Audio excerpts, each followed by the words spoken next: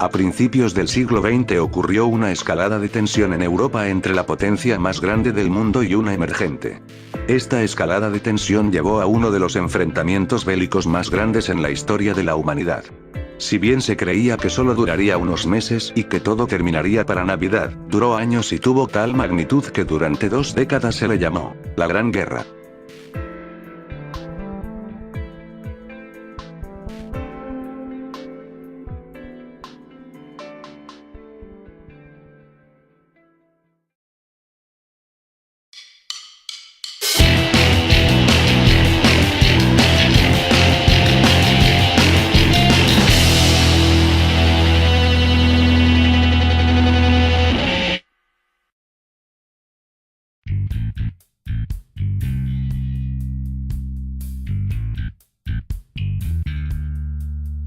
Primero analicemos el contexto geopolítico.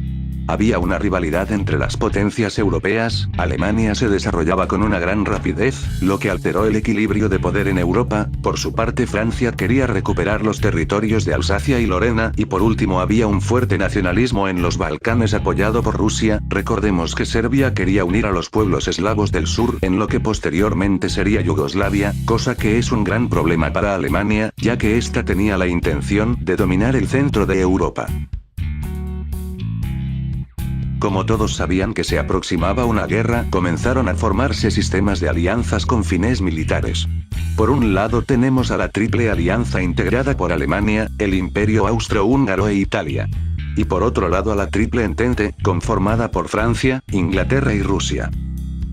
La formación de estas alianzas conllevó a un clima de tensión en Europa, ya que la guerra se veía cada vez más cerca, por lo que comenzó un período que llamamos paz armada, en la que se produce una carrera armamentística para prepararse para la guerra que se veía venir.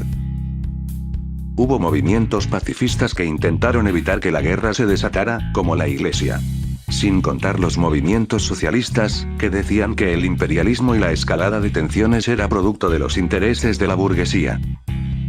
Todo estaba preparado para el conflicto, pero los países necesitaban de una excusa para comenzar la batalla.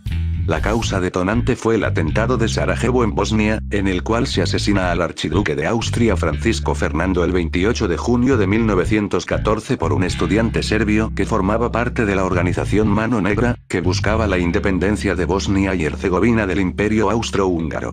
Esto fue razón suficiente para que el Imperio Austrohúngaro le declarara la guerra a Serbia, lo que conllevaría la posterior entrada de Rusia al conflicto en defensa de Serbia, y de esta forma los países entraron al conflicto uno a uno. Ahora, antes de hablar del desarrollo del conflicto, nos detendremos para hablar un poco de las características de los dos bandos. Por un lado tenemos a la Triple Entente, la cual era el bando superior en población y riqueza, además de tener la capacidad de controlar los mares, debido a tener a Inglaterra en la alianza. Y por otro lado la Triple Alianza tenía un fuerte sistema de comunicaciones, debido a que los países que la componían formaban un bloque compacto de tierra. Esta característica hizo que a esta alianza también se le llamara las potencias centrales. Todos los otros países europeos que no formaban parte de estas alianzas entraron al conflicto de manera posterior, formando parte de alguno de los dos bandos a excepción de España, Dinamarca, Holanda, Suiza, Noruega y Finlandia. El único país que no entró de inmediato al conflicto fue Inglaterra, debido a que era la potencia más poderosa, y por lo tanto la que tenía más que perder. Pero Alemania, al inicio del conflicto, invade a Bélgica para poder invadir a Francia de manera más sencilla. ¿Cuál es el problema de esto? El problema es que Bélgica era un país neutral, lo que hace llegar a los ingleses a la conclusión de que no importa si estuvieran o no en alguna alianza, los alemanes no se detendrían ante nada para quitarles su lugar como la potencia hegemónica, por lo que deciden entrar al conflicto. Con esto último podemos decir que la guerra adquiere un carácter mundial. Recordemos que el enfrentamiento fue entre los países y sus colonias, por lo que si teniendo a Francia y a Rusia metidas en el conflicto, ya tenemos a una gran parte del mundo. La entrada de Inglaterra provocó la entrada de toda la Commonwealth, o sea, una cuarta parte del planeta.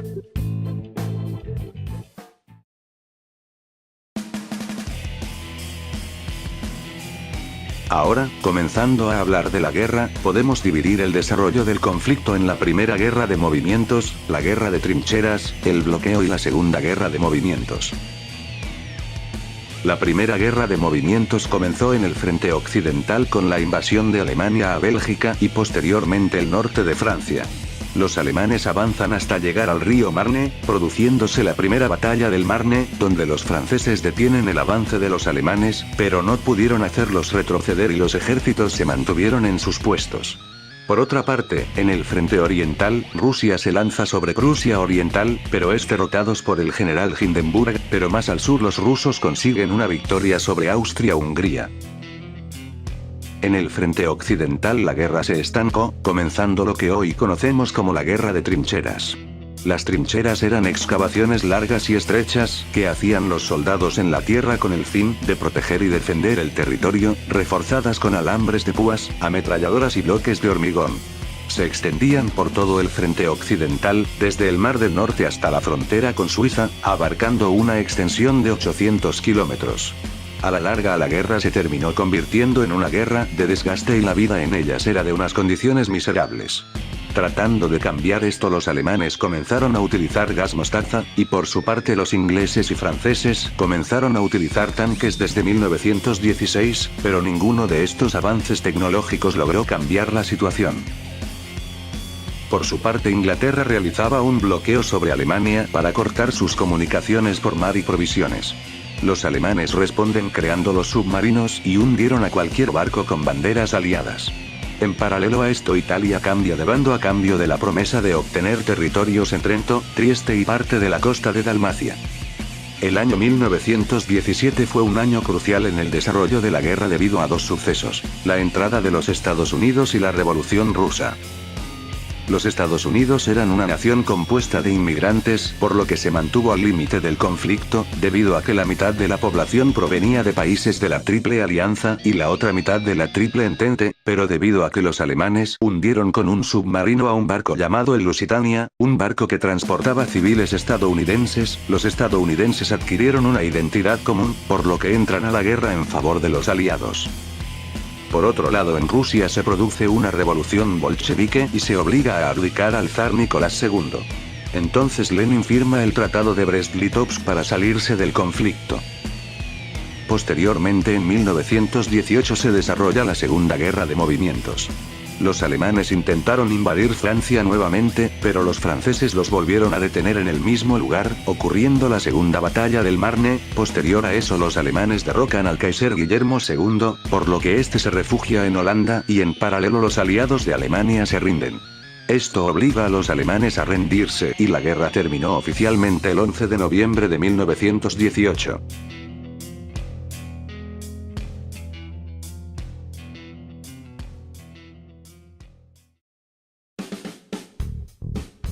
La paz se concertó en la Conferencia Internacional de París, o también llamada Conferencia Internacional de la Paz, en la cual los vencidos no participaron. Las principales figuras fueron el presidente de los Estados Unidos Thomas Woodrow Wilson, el primer ministro francés Georges Clement Chaff y el primer ministro británico David Lloyd George. En esta conferencia fue redactado el Tratado de Versalles, un tratado que se firmaría entre Alemania y los vencedores, un tratado fundamentado en un sentimiento de venganza, el deseo de humillar a los alemanes. El tratado establecía que Alemania debía devolver territorios a Francia y Polonia, renunciar a todas sus colonias, compensar todos los gastos de guerra, entregar parte de su flota, disminuye sus tropas y no podría desarrollar una fuerza aérea. Entre las reacciones por este tratado destaca la oposición del presidente Wilson, que quería una paz justa y duradera. Casi un año antes del final de la guerra, el 8 de enero de 1918, el presidente estadounidense redactó una lista de 14 puntos para que sirviera de referencia para negociar la paz con las potencias centrales. En estos puntos se destacan el respeto y tolerancia a los vencidos, la libertad de comercio y críticas al imperialismo, reducción del armamento y el derecho de autodeterminación de los pueblos. Todo esto suena muy bonito, pero no se dejen engañar, lo dicho anteriormente son cosas que benefician a los Estados Unidos, ya que es el único que no tiene colonias, por lo que es al que más le conviene el fin del imperialismo.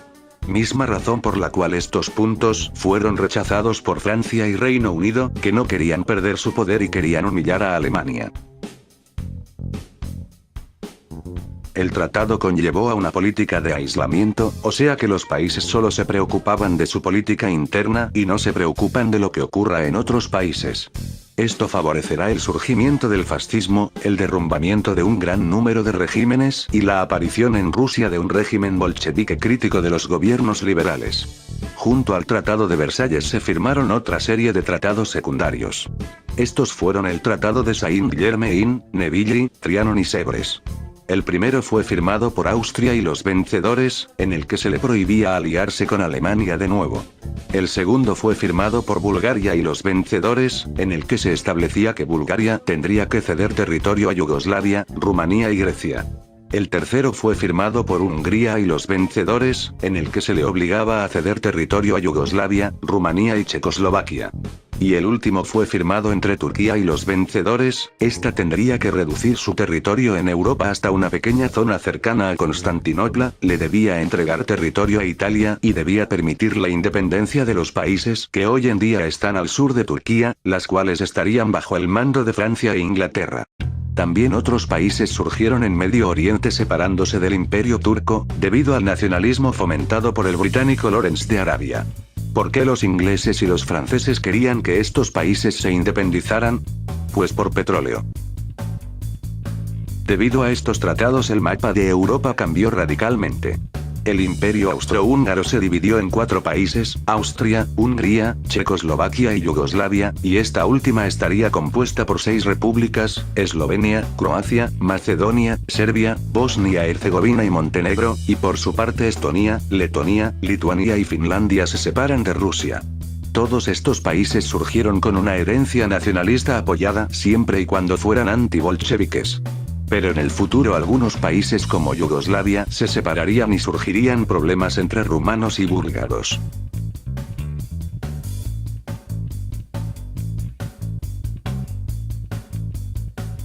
Como consecuencia de la guerra, Europa entra en un período de inestabilidad en todo ámbito. Y para estudiarlo la separaremos en ámbitos políticos, demográficos, diplomáticos, sociales y económicos. En el ámbito político surgen los totalitarismos, formas de gobierno basadas en la doctrina y que intentan controlar y reglamentar todos los aspectos de la vida, tanto individualmente como colectivamente. Estos fueron el estalinismo soviético, el fascismo italiano y el nazismo alemán. Los Estados Unidos comienzan a tener un creciente poder militar y naval, Japón inicia sus avances imperialistas en el Océano Pacífico, se universalizan los principios nacionalistas y democráticos y por último se crea la Sociedad de las Naciones, organización creada para promover la cooperación internacional, consolidar la paz y seguridad de los estados, no recurrir a la guerra para solucionar los conflictos internacionales y desarrollar relaciones internacionales justas y basadas en el respeto y las leyes internacionales. En aspectos demográficos murieron 8 millones de personas y 6 millones quedaron discapacitadas. La muerte de hombres entre 18 y 60 años hace que se pierda la población económicamente activa, cosa que conllevaría un cambio social, la entrada de la mujer al mundo laboral. En los ámbitos sociales las mujeres comienzan a trabajar. En un principio para reemplazar a los hombres que fueron a la guerra, pero luego las mujeres comenzarían a luchar por sus derechos políticos. Por ejemplo, el primer lugar en el que las mujeres pudieron votar fue la Unión Soviética. En el aspecto diplomático se deja la política intervencionista en Europa, debido al comienzo de la política aislacionista, esto conllevará a que Italia y Alemania sufran varios abusos, lo que facilitará el surgimiento del fascismo. Y por último en los asuntos económicos, se perdieron millones de hectáreas de cultivo, puentes, fábricas, ciudades, redes ferroviarias y viviendas. Con los gastos de guerra se produce un debilitamiento de los presupuestos fiscales, Europa queda endeudada con Estados Unidos y deja su lugar protagónico a las potencias extraeuropeas que se veían como conductoras del mundo durante el siglo XX.